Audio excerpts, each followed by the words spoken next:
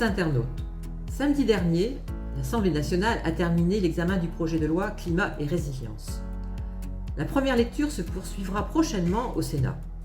Je vous invite à faire le point sur les 2 derniers titres du texte.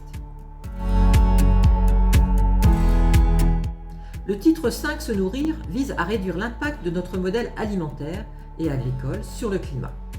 Il s'agit de soutenir le développement d'une alimentation saine et durable. Le titre 6, quant à lui, propose de renforcer la protection judiciaire de l'environnement, notamment en créant le délit d'écocide. Il a pour but de renforcer les sanctions pénales applicables aux pollutions graves, durables et intentionnelles.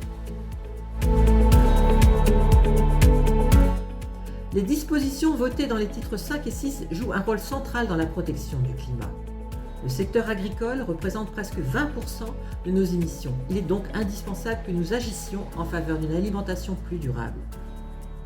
Dans le même temps, il est nécessaire de rendre notre modèle agricole plus résilient face aux effets du changement climatique et aussi d'assurer l'autonomie alimentaire de la France et de l'Europe.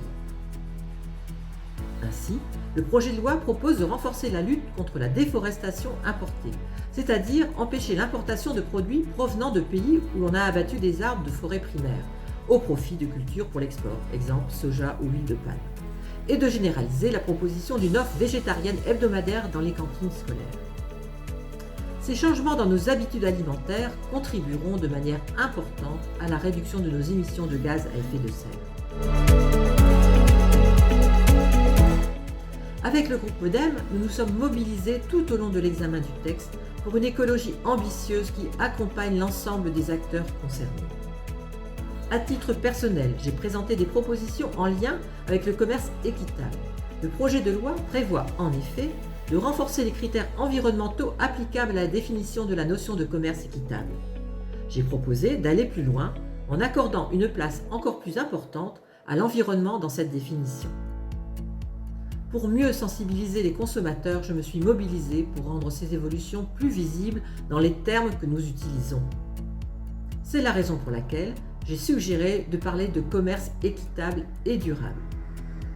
Trop souvent, nous associons le commerce équitable exclusivement aux critères en lien avec les conditions de vie et de travail trop précaires des producteurs.